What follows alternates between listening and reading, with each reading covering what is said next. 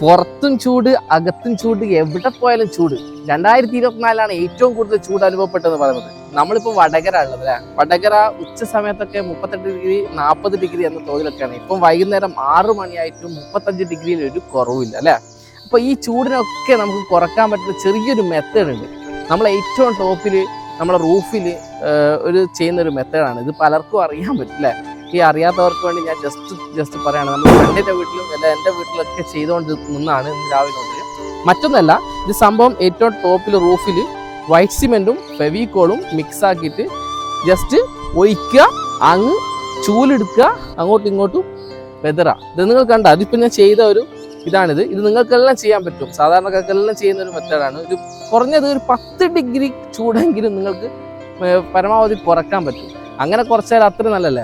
എല്ലാവർക്കും ഇപ്പോൾ AC ഉണ്ടായിട്ടും ചൂട് അനുഭവപ്പെടുന്ന ഒരു ഇതൊക്കെ